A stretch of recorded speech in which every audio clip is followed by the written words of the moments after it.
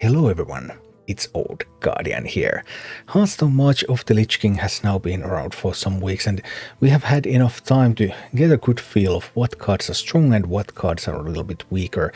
So in this video I'm going to take a look at the top 5 legendary cards from March of the Lich King that you want to craft. So first of all, at number 5 we have Rothkill. Rothkill is a Shaman legendary card. Battlecry give you other minions, death rattle give you minions +1/+1. And what makes Rothkill such an excellent card to craft is that it just goes into every Shaman deck right now. Like, some people are still playing Control Shaman, and Rothkill is the best card in Control Shaman right now.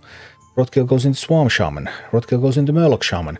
Rothkill just goes into every possible Shaman deck that you can pretty much think about.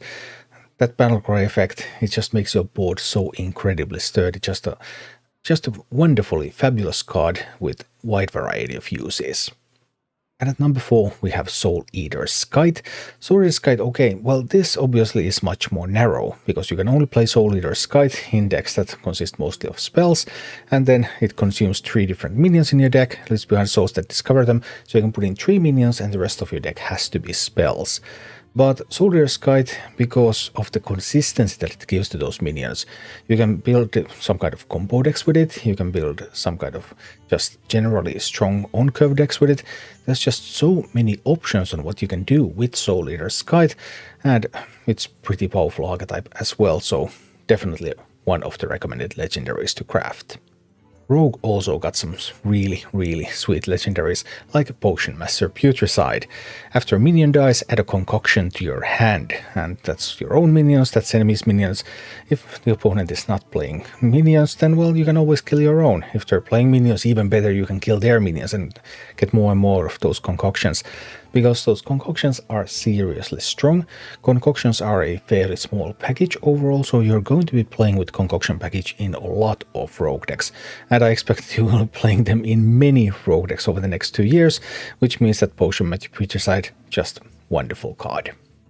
It's almost criminal how good the rogue legendaries from March of the Lich King are, because the number 2 card recommended to craft is Shadow of Demise. Each time you cast a spell, transform this into a copy of it. So any rogue deck that uses a bunch of spells will use this card. This is just going to go into almost all rogue decks. I can imagine something like the Quest Rogue that played a bunch of SI7 minions. Maybe, but you still play this in that one too, right? Well, maybe not, but you really have to find a rogue deck that wouldn't want to play this. This is going to go into pretty much every rogue deck for the next 2 years. Just a wonderful card to craft if you want to play rogue. But the best card of the expansion, that's Astalor Bloodsworn. 2-mana Astalor, Mercury add Astalor the Protector to your hand, when it turns deal 2 damage. Astalor the Protector is 5 mana, gives you some armor, and then the final form of Astalor, Astalor the Flamebringer. Battlecry deal 8 damage randomly split between all enemies, Manators 10, deal 16 instead. And yeah, Astalor is just, it's just downright bonkers. It's by far the most popular card in the game at the moment. It's most well known for some druid combos, Bran, Anuprakan, Astalor, just 64 damage to face, really powerful combo. But Astalor goes into so many archetypes, so many different decks. It's a neutral card, so it goes into all classes. Just a wonderful card overall. So those are what I think top 5 legendary cards to craft from March of the Lich King. You might note that I didn't mention Anuprakan. Anuprakan was just nerfed. Actually, the nerf didn't do anything.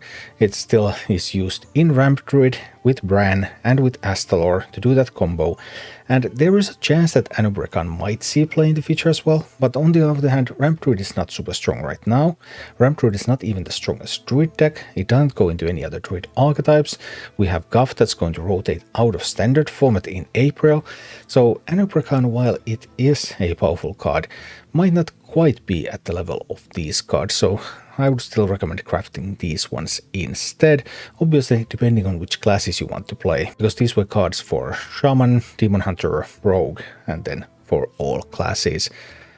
But yeah, Astalor, it's Astalor time. Thank you for watching. Click like and subscribe if you enjoyed this, and a special thanks to all of my Patreon supporters, YouTube members and Twitch subscribers who make all of these videos possible.